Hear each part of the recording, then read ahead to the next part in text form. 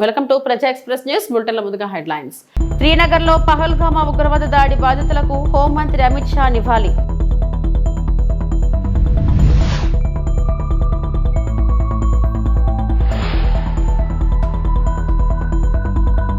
వంశధార ఎడవ కాలువను పరిశీలించిన మంత్రి డాక్టర్ నిమ్మల రామానాయుడు.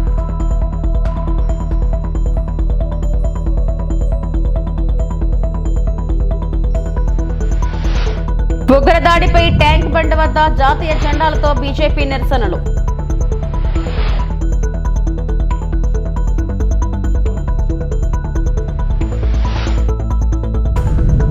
జాతరలో కొన్న హెలికాప్టర్ ఎగరట్లేదు, పోలీస్ స్టేషన్లో బాలుడి ఫిర్యాదు.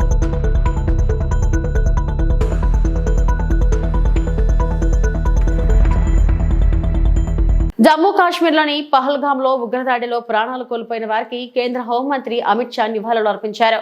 ఇందుకోసం ఉదయం శ్రీనగర్ కు చేరుకున్న అమిత్ షా పుష్పగుచ్చంతో శ్రద్ధాంజలి ఘటించారు. బాధిత కుటుంబాలను కలిసి పరామర్శించారు. ఘటన వెనుక ఉన్న వారిని వదిలిపెట్టబోమని స్పష్టం చేశారు. మరోవైపు పహల్గామ్ ఘటనకు నిరసనగా కాశ్మీర్ లోయలో అన్ని వర్గాల సంస్థలు బంద్ పిలుపునకు మద్దతునిచ్చాయి. గత 35 సంవత్సరాలలో తొలిసారిగా ఓ ఉగ్రవాద ఘటనకు బంద్ కు మద్దతునిచ్చాయని అధికారులు తెలిపారు.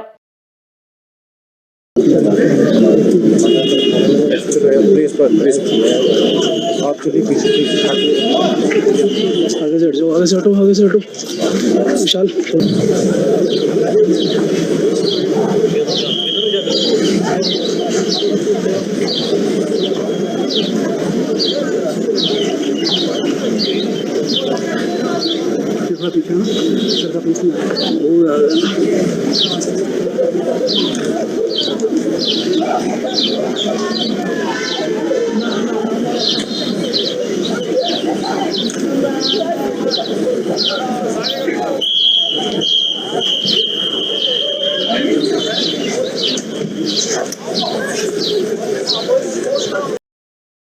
వైసీపీ హయాంలో ఇరిగేషన్ ప్రాజెక్టులకు చేసింది శూన్యమేనని జలవనరుల శాఖ మంత్రి నిమ్మల రామానాయుడు వ్యాఖ్యానించారు. వంశధార ఎడమ కాలువ పరిధిలో మదన గోపాలసాగరం బ్యాలెన్సింగ్ రిజర్వాయర్ ను మంత్రి కింజరాపు అచ్చెన్నాయుడుతో కలిసి రామ్మోహన్ నాయుడు పరిశీలించారు. ఉత్తరాంధ్రకు 2025 జూన్ నాటికే గోదావరి జలాలు తరలించేలా పోలవరం ఎడమ కాలువ పనులు వేగవంతం చేస్తున్నట్లు మంత్రి తెలిపారు. రాష్ట్రంలో ఆర్థిక ఇబ్బందులు ఉన్నా ప్రాజెక్టుల కోసం నిధులు మంజూరు చేస్తున్నట్లు చెప్పారు. కలెక్టరేట్ లో ఎమ్మెల్యేలు ఇరిగేషన్ అధికారులతో జిల్లా ప్రాజెక్టుల పురోగతిపై సమీక్షించారు.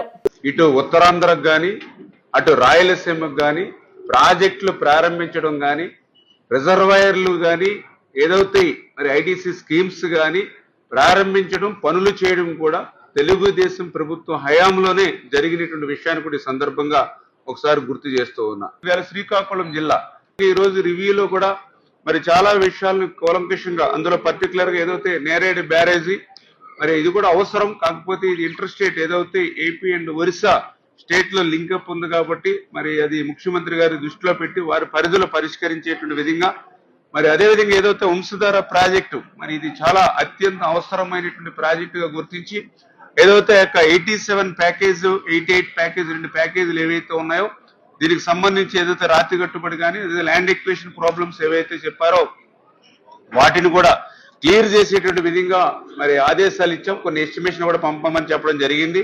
అదేవిధంగా గొట్టా బ్యారేజీ కూడా మరి అది కూడా ప్రమాదభరితంగా ఉంది. దానికి కూడా ఒక 12 కోట్ల రూపాయలు ఆల్రెడీ మరి టెండర్స్ పిలిచి వర్క్స్ ను కూడా స్టార్ట్ చేయమని చెప్పేసి కూడా ఆదేశాలు ఇవ్వడం కూడా జరిగిందని చెప్పి తెలియజేసుకుంటూ, అదేవిధంగా ఏదైతే హిరమండలం రిజర్వాయర్ మరి ఇది యాక్చువల్ గా 19.3 టీఎంసీ కెపాసిటీ ఉంది. కానీ ప్రస్తుతం ఉన్నటువంటి పరిస్థితుల్లో కేవలం 3-4 టీఎంసీని మాత్రమే నిల్వ చేస్తున్నటువంటి పరిస్థితి ఉంది. మరి గౌరవ శాసనసభ్యులు ఇచ్చినటువంటి సూచనల మేరకు ప్రస్తుతం ఈ 12 టీఎంసీ లిఫ్ట్ కి పనులను కూడా ప్రారంభించుకుని ఎడిషనల్ గా కూడా ఇంకొక 5 టీఎంసీ నీరుని కూడా పంపుకోవడానికి ఆ లిఫ్ట్స్ కూడా ఎస్టిమేషన్ వేసి పంపించమని చెప్పేసి కూడా చెప్పడం జరిగింది. అదేవిధంగా ఏదైతే వయోడైట్ ఏదైతే అది కూడా ప్రమాదభరితంగా ఉండడంతో దాన్ని కూడా డిపిఆర్ తయారు చేస్తున్నారు. ఆ తయారు చేసే డిపిఆర్ ని బట్టి ఆ యొక్క రిపేర్స్ అవి కూడా చేయాలని చెప్పేసి కూడా నిర్ణయం తీసుకోవడం జరిగింది. ఇంటెలిజెన్స్ వైఫల్యం వల్లే పహల్గామ్ ఉగ్రదాడి జరిగిందని ఎంఐఎం అధ్యక్షుడు అసదుద్దీన్ ఓవైసీ ఆరోపించారు. పుల్వామా ఘటన కంటే ఎక్కువ నష్టం కలిగిందన్నారు. ఉగ్రదాడిపై మోడీ సర్కార్ దృష్టి పెట్టాల్సిన అవసరం ఉందన్నారు. మృతుల కుటుంబాలకు ఓవైసీ సానుభూతి వ్యక్తం చేశారు. उस माउंटेनियस एरिया में वहाँ पर इंडिस्क्रिमिनेट तरीके से और मज़हब पूछकर उन्होंने मासूम लोगों को वहाँ पर उनका कत्ल किया है। हम इसकी सख्त से सख्त अल्फाज में इसकी मजम्मत करते हैं, कंडेम करते हैं और हम उम्मीद करते हैं कि हुकूमत इन दहशतगर्दों को एक सबक सिखाएगी और साथ ही साथ हम जो लोग वहाँ पर जिनको कत्ल किया गया, इन टेररिस्ट ने इनको मारा है, हम उन तमाम फैमिलीज़ के साथ खड़े हैं और हम जो ज़ख्मी हैं हम दुआ करते हैं कि वो जल्द से जल्द सेहतियाब हो। दूसरी अहम बात यह है कि ये एक इंटेलिजेंस फेलियर भी है और हुकूमत को, नरेंद्र मोदी हुकूमत को देखना है कि उनकी डिटरेंस पॉलिसी कितनी कामयाब हो रही नहीं हो रही है। चौथी बात यह है कि उरी हुआ, पुलवामा हुआ, ये उरी और पुलवामा से ज़्यादा कंडेमनेबल इंसिडेंट है ये, क्योंकि जो सिविलियन लोग हैं वहाँ पर जाकर ये टेररिस्ट जो हमारे पड़ोसी मुल्क से ज़रूर आए हैं और वहाँ से आकर यहाँ पर हमारी सरजमीन पर मासूम लोगों को उनकी जान लेते हैं और बड़ा दर्दनाक वाक़या है ये, बल्कि ये मैसेकर है और हम नरेंद्र मोदी हुकूमत से इस बात का डिमांड करते हैं कि वो अकाउंटेबिलिटी किसकी है फिक्स करें, डिटरेंस पॉलिसी को अपने देखें और उरी और पुलवामा से बड़ा इंसिडेंट है और उम्मीद करते हैं कि हुकूमत इन तमाम जालिमों को सबक सिखाएगी और इनको जो लोग मरे हैं उनसे इंसाफ होगा और MIM पार्टी उन तमाम ख़ानदान और परिवार के साथ खड़ी हुई है जिनकी जानें गई हैं और जो ज़ख्मी हैं हम ये मुतालबा करते हैं, डिमांड करते हैं कि जल्द से जल्द జమ్మూ కాశ్మీర్ పహల్గామ్ ఉగ్రదాడిని కేంద్ర మంత్రి కిషన్ రెడ్డి ఖండించారు. పాకిస్తాన్ అసమర్థ నాయకత్వానికి ఈ ఘటన పరాకాష్ట అని ధ్వజమెత్తారు. ట్యాంక్ బండ్, అంబేద్కర్ విగ్రహం వద్ద ఉగ్రదాడి మృతులకు నివాళులు అర్పించారు. నల్ల దుస్తులు ధరించి జాతీయ జెండాలతో నిరసన వ్యక్తం చేశారు. భారత్ను దెబ్బతీయాలని పాక్ చూస్తే మూల్యం చెల్లించుకున్నట్లేనని హెచ్చరించారు. బాధిత కుటుంబాలను ఆదుకుంటామన్న కిషన్ రెడ్డి దోషులను విడిచిపెట్టే ప్రసక్తే లేదని పేర్కొన్నారు. మరి ఒక వర్గం వారిని మతం పేరుతో విభజించి వాళ్ళని విడదీసి మరి ఒక వర్గం వారిపైనే ఉగ్రవాదులు దాడి చేయడం ఏదైతున్నదో ఇది పూర్తిగా ఈరోజు ప్రపంచమంతా ఖండిస్తూ ఉంది. సభ్య సమాజం అంతా కూడా ఈరోజు ఖండిస్తూ ఉన్నది. పాకిస్తాన్ గత అనేక రోజులుగా తమ దేశంలో జరుగుతున్నటువంటి అంతర్గత వ్యవహారాలను సరిదిద్దుకోలేనటువంటి అసమర్థమైనటువంటి నాయకత్వము, మరి ఈరోజు భారతదేశంలో 370 ఆర్టికల్ తొలగించిన తర్వాత జమ్మూ కాశ్మీర్లో ఎన్నో రకాల అభివృద్ధి జరుగుతూ ఉంది. 30 సంవత్సరాల తర్వాత ఈరోజు పర్యాటకులు కూడా వెళ్ళే విధంగా అక్కడ మంచి వాతావరణం ఏర్పడింది. ఉద్యోగ అవకాశాలు మెరుగుపడతా ఉన్నాయి. అన్ని రకాలుగా జనజీవనం సంతోషంగా ఉన్నటువంటి ఈ నేపథ్యంలో మళ్ళీ ఈరోజు పాకిస్తాన్ జమ్మూ కాశ్మీర్లో నిప్పులు పోసే విధంగా అమాయకులైనటువంటి పర్యాటకులను ఈరోజు విచక్షణారహితంగా కాల్చంపడం ఏదైతున్నదో ఈరోజు మేము పూర్తిగా ఖండిస్తూ ఉన్నాము. ఈ రకమైనటువంటి ఉగ్రవాద చర్యల ద్వారా పాకిస్తాన్ భారతదేశాన్ని భయపెట్టాలనుకుంటే, పాకిస్తాన్ భారతదేశాన్ని దెబ్బతీయాలనుకుంటే అది వాళ్ళ పొరపాటు. ఇప్పటికే పాకిస్తాన్ గత కొన్ని సంవత్సరాలుగా ప్రపంచ దేశాల ముందు చిప్ప పట్టుకొని భిక్షమెత్తుకునే పరిస్థితి వచ్చినప్పుడు కూడా సిగ్గు లేకుండా ఈరోజు భారతదేశం మీద దాడి చేయడము, భారతదేశ పర్యాటకులను హతమార్చడం ఏదైతున్నదో చాలా సిగ్గుమాలినటువంటి చర్య. దీనిని పూర్తిగా ఖండిస్తూ ఉన్నాము. ఖచ్చితంగా బాధిత కుటుంబాలకు ఆదుకుంటాము. ఎవరైతే దోషులుగా ఉన్నారో, ఎవరైతే టెర్రరిస్టులు అమాయకులైనటువంటి భారత పర్యాటకుల మీద దాడి చేశారో వాళ్ళని ఎట్టి పరిస్థితుల్లో వదిలే సమస్య లేదు. ఖచ్చితంగా వాళ్ళపైన చర్య తీసుకునే విధంగా భారత ప్రభుత్వం నిర్ణయం తీసుకుంటుందని ఈ సందర్భంగా మనవి చేస్తా ఉన్నాను. ఏలూరు జిల్లా పోలవరం ప్రాజెక్టు నిర్వాసితులకు మెరుగైన జీవన పరిస్థితులు కల్పించేందుకు ప్రత్యేక ప్రణాళిక రూపొందించి అమలు చేస్తామని రాష్ట్ర పౌర సరఫరాల శాఖ మంత్రి మరియు జిల్లా ఇన్ఛార్జ్ మంత్రివర్యులు నాదెండ్ల మనోహర్ చెప్పారు. బొట్టాయిగూడెం మండలం రెడ్డి గణపవరంలోని R&R కాలనీలో పోలవరం ప్రాజెక్టు నిర్వాసితులకు అంత్యోదయ అన్న యోజన కార్డులను అందజేశారు. ఈ సందర్భంగా కాలనీలోని నిర్వాసితుల సమస్యలను మంత్రి అడిగి తెలుసుకున్నారు. ఈ సందర్భంగా మంత్రి నాదెండ్ల మనోహర్ మాట్లాడుతూ అత్యంత ప్రతిష్టాత్మకమైన జాతీయ బహుళార్థ సాధక సాగునీటి ప్రాజెక్ట్ అయిన పోలవరం ప్రాజెక్టు నిర్మాణానికి తమ భూములు త్యాగం చేసిన 35,000 మంది నిర్వాసితుల త్యాగాలను తమ ప్రభుత్వం ఎప్పటికీ మర్చిపోదని, వారిని ప్రభుత్వం అన్ని విధాలా ఆదుకుంటుందన్నారు. రాష్ట్ర ముఖ్యమంత్రి నారా చంద్రబాబు నాయుడు ఇటీవల పోలవరం పర్యటన సందర్భంగా నిర్వాసితుల సమస్యలను ముఖ్యమంత్రి దృష్టికి తీసుకెళ్లడం జరిగిందని, వాటిపై ముఖ్యమంత్రి సానుకూలంగా స్పందించి నిర్వాసితులకు పూర్తి స్థాయిలో న్యాయం అందే విధంగా చర్యలు తీసుకోవాలని ఆదేశించారన్నారు. నిర్వాసితులకు ఆహార భద్రతకి అంత్యోదయ అన్న యోజన కార్డులు అందజేసి వారికి ప్రతి నెల 35 కేజీల బియ్యాన్ని ఉచితంగా అందిస్తున్నామన్నారు. మడకం పోసుకుమారి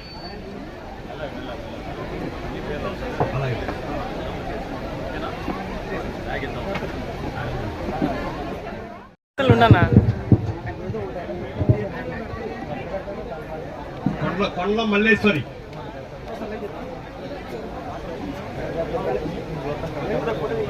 కడబాల వీరపురెడ్డి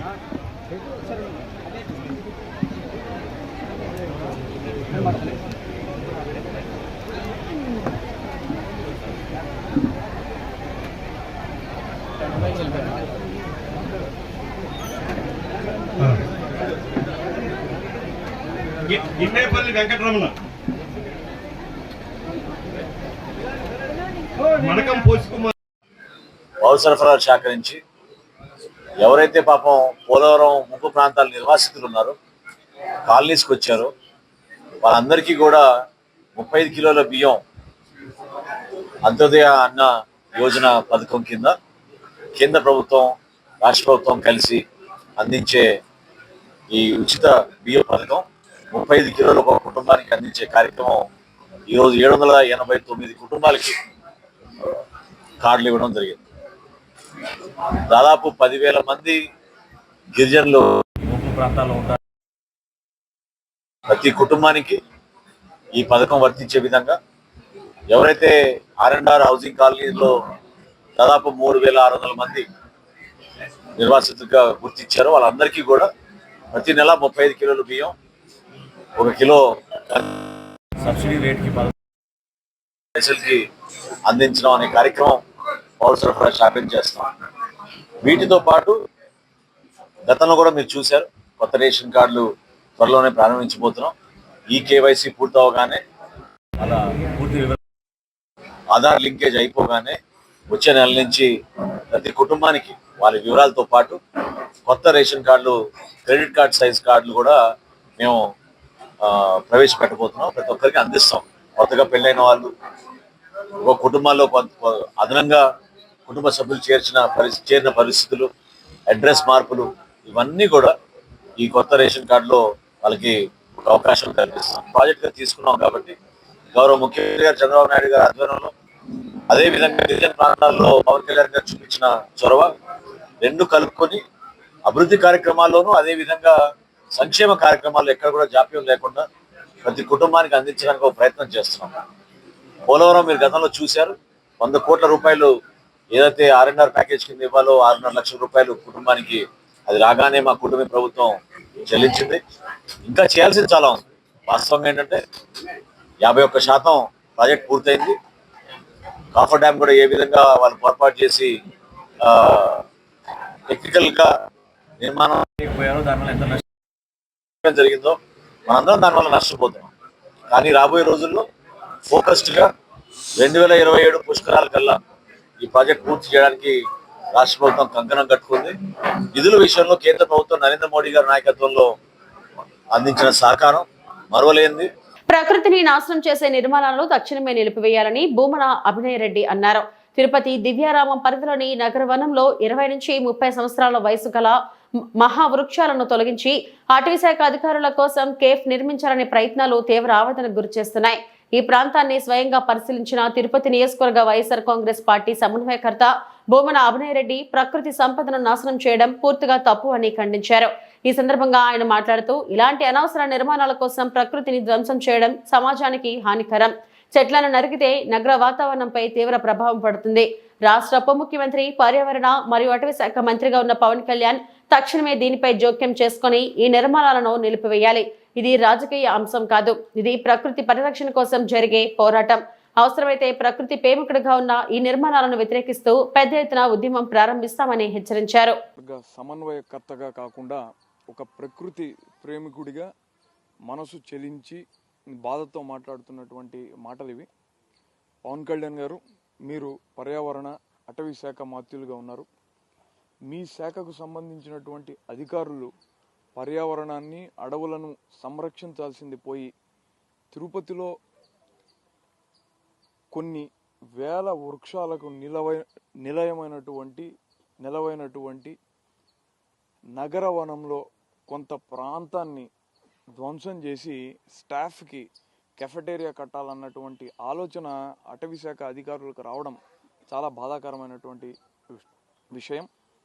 తిరుపతిలో ఉన్నటువంటి స్థానికులకు, ప్రకృతి ప్రేమికులకు ఈ ప్రాంతం అంటే ఎనలేనటువంటి ప్రేమాభిమానాలు ఉన్నాయి. ఉదయం లేస్తే స్థానికులందరూ కూడా దాదాపుగా 2000 నుంచి 2500 మంది ఇక్కడ వాకింగ్కి వస్తారు. ప్రకృతి ప్రేమికులు ఇక్కడ ఉన్నటువంటి లేళ్లను కానీ, నెమళ్లను కానీ, మరి ఇతర అడవి జంతువులను చూడడానికి ఎంతో ముచ్చట పడుతూ ఉంటారు. ఇటీవల కాలంలో ఒక వారం క్రిందట ఇక్కడ నుంచి జింకలు రోడ్డు దాటి అవతల వైపు ఉన్నటువంటి మిలిటరీ పార్క్కి రావడం తటస్థించింది. ఇదేదో యాదృచ్ఛికంగా జరిగింది. అడవి జంతువులు రోడ్లు దాటుతూ ఉంటాయి, ఇవి షరా మామూలే అని అనుకున్నాం. కానీ వాస్తవానికి ఇక్కడ చూస్తే ఇక్కడ జరుగుతున్నటువంటి ధ్వంసకాండకు భరించలేక కొన్ని జంతువులు భయభ్రాంతులకు గురై రోడ్లు దాటేటటువంటి ప్రమాదం ఏర్పడుతుంది. ఇక్కడ ట్రాఫిక్ కూడా చాలా ఎక్కువ. పొరపాటున ఏ జంతువు అయినా కూడా, అది ఒక చిరుతపులి కావచ్చు, ఇక్కడ చిరుతపులి కూడా సంచరించినట్లుగా మనకు ఎన్నో సందర్భాల్లో మనం అందరం కూడా విన్నాం, చూసాం. పొరపాటున ఏదన్నా ఆ జంతువుకు హాని కలిగితే దానికి బాధ్యత ఎవరు వహించాలి? నేను ఒక ప్రకృతి ప్రేమికుడిగా మిమ్మల్ని అర్థిస్తున్నాను. దయచేసి దీన్ని నిలుపుదల చేయండి. మీరు నిలుపుదల చేయని పక్షంలో ఉద్యమించడానికి ప్రకృతి ప్రేమికులందరం కూడా సిద్ధంగా ఉన్నాం. ఇక ఒక్క ఇటుక ఇక్కడ కదిలినా ఉపేక్షించేటటువంటి పరిస్థితి లేనే లేదు. మీరు వెనువెంటనే ఈ ప్రాజెక్టును మాన్పించి ఇక్కడ చెట్లు మరిన్ని నాటండి. చెట్లను సంరక్షించుకోవడం మన బాధ్యత. ఒక చెట్టు పెరిగి పెద్దదవ్వాలనంటే దానిని కాపాడుకోవడానికి పట్టేటటువంటి సమయం అంతా ఇంత కాదు. అది మీరు ఏ ప్రకృతి ప్రేమికుడిని అడిగినా కూడా చెప్పగలుగుతారు. అలాంటిది 15-20 సంవత్సరాల వయసు కలిగినటువంటి చెట్లను నిర్దాక్షిణ్యంగా ఎవరైతే కాపాడాల్సినటువంటి బాధ్యత ఉందో వాళ్లే నరికివేయడం చాలా దారుణం. మీరు దయచేసి స్పందించాలి. ఎమ్మెల్యే గారి నివాసం కూడా ఇక్కడి నుంచి కూర్తవేటు దూరంలోనే ఉంది. ఆయన కూడా మీ పార్టీకి సంబంధించినటువంటి వ్యక్తే. దయచేసి మీరు దీంట్లో కల్పించుకొని ఈ ప్రాజెక్టును నిలిపివేయాలని మా అందరి మనవి. పక్షి ప్రేమికులు అక్కడక్కడ పక్షులను సంరక్షణ కోసం వారి వంతు సహాయ సహకారాలు చేస్తున్నారు.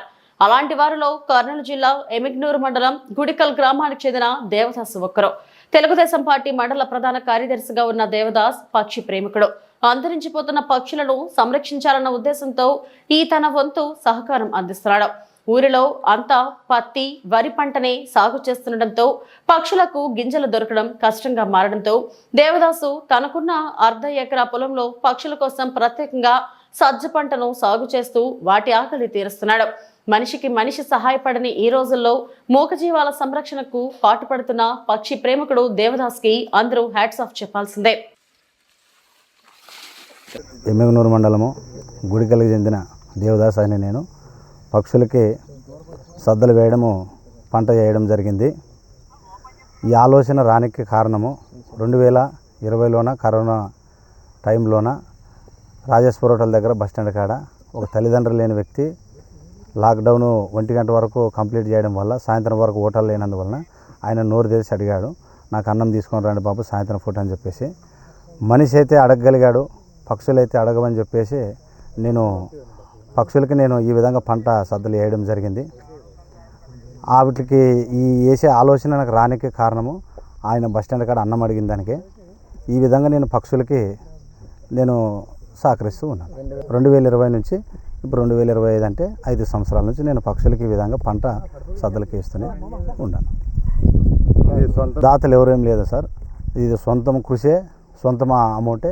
పంటకు వచ్చేసి 35,000 అవుతుంది.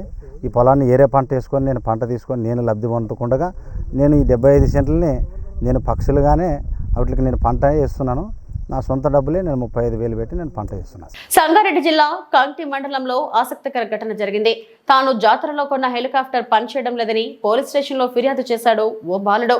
300 పెట్టి హెలికాప్టర్ బొమ్మ కొన్నానని అది ఎగరకపోవడంతో దుకాణదారుల వద్దకు వెళ్లి మరో బొమ్మ తీసుకున్నట్లు వినయ్ రెడ్డి అనే బాలుడు తెలిపాడు. అది ఎగరకపోవడంతో వేరే హెలికాప్టర్ బొమ్మ తీసుకున్నానని, అది కూడా పనిచేయట్లేదని షాపు యజమానిని అడిగితే బొమ్మ వాపస్ తీసుకోవట్లేదని బాలుడు చెప్పాడు. దీంతో అతడు పోలీస్ స్టేషన్లో ఫిర్యాదు చేశాడు. బాలుడి ఫిర్యాదు మేరకు ఎస్ఐ ఒక కానిస్టేబుల్ను పంపగా అప్పటికే షాపు యజమాని జాతర నుంచి వెళ్లిపోయాడు. దీంతో బాలుడిని సముదాయించి అతడి తాతను పిలిపించి ఇంటికి పంపించారు.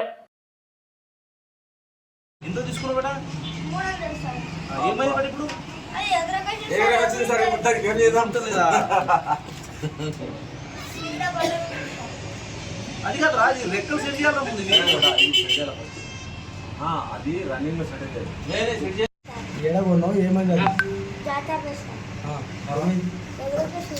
రిటర్న్ ఇస్తే ఏమో మొత్తం రిటర్న్ ఇస్తే సార్ 3 కలర్లు చేంజ్ చేసి సార్ ఇంకొకసారి రాకన్నారు సార్.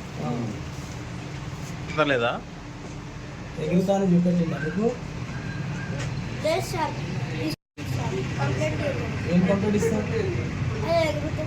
ఎవరి మీద కంప్లీట్ ఇస్తావు? షాపు మీద కంప్లీట్ ఏం తెచ్చినావు?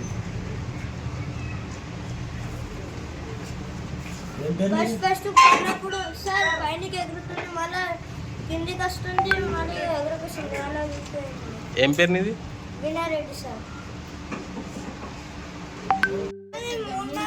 తిరుమల శ్రీవారిని ప్రముఖ నటుడు విజయ్ కుమార్ దర్శించుకున్నారు. విఐపి ప్రారంభ విరామ దర్శన సమయంలో కుమార్తె శ్రీదేవి కుటుంబ సభ్యులతో కలిసి ఆయన స్వామివారి సేవలో పాల్గొన్నారు. అంతకుముందు టీటీడీ అధికారులు వీరికి స్వాగతం పలికి దర్శన ఏర్పాట్లు చేశారు. దర్శనం అనంతరం వీరికి రంగనాయకుల మండపంలో పండితులు ఆశీర్వచనం చేసి తీర్థ ప్రసాదాలను అందజేశారు. చాలా చాలా సంతోషంగా ఉంది ఇవాళ స్వామివారి దర్శనం చేసిన దానికి. ఎప్పుడు వస్తుంటాము ఫ్యామిలీగా ఇక్కడ, సో ఇవాళ దర్శనం చాలా బాగా జరిగింది అండ్ చాలా చాలా హ్యాపీగా ఉంది. అండ్ త్వరలో సినిమాలు రిలీజ్ అయిపోతుంది. నెక్స్ట్ సుందరకాండ అన్నది వస్తుంది నారా రోహిత్ గారితో. సో చాలా వెయిటింగ్, మళ్ళీ సినిమాలు వచ్చి రిలీజ్ అయ్యి మంచి సక్సెస్ఫుల్గా మంచి సినిమాలు చేయాలి అనేది చాలా హ్యాపీ. థ్యాంక్ యూ అండి. అందరూ బాగుండాలి. ఇవి ఇప్పటివరకు నా బులెటిన్ అప్డేట్స్. నమస్తే.